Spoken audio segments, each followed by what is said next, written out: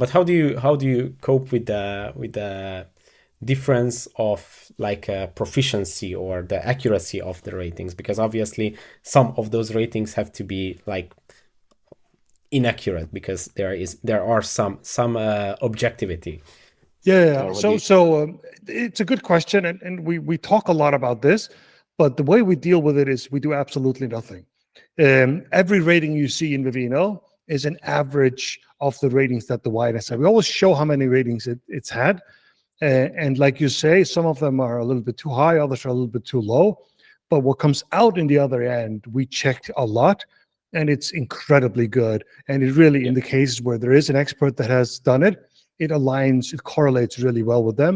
It's just a little bit more consistent because it's more people that rate. So other apps, especially like restaurant apps, have issues because there's a lot of 1 and 5 star ratings.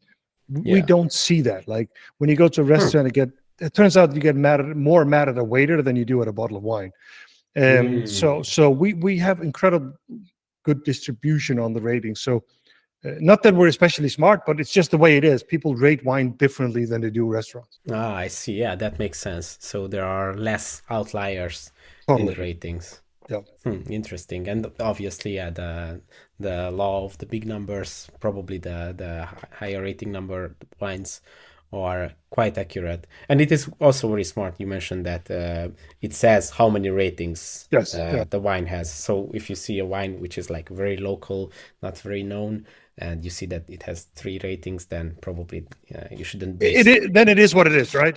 You have Yeah, to be a yeah, little bit yeah. more careful. But something to mention here that the restaurant apps, the Yelps and the TripAdvisor of the world, they do actually put different weight on it, and not necessarily because they want to, but they realize that they have to because it's a Hmm. little bit more inconsistent their data. Oh, I see. So there are like algorithms that like measure Yes, if there is a 1 star and maybe it was an outlier situation. or or because our pet always rates everything 1 star, we're not going to be take it to. Mm. No, they look at people, Yeah. and people that are good at rating something that is sort of more consistent, they will up them, right? Which is, I think it's okay if they have to. We just don't have to.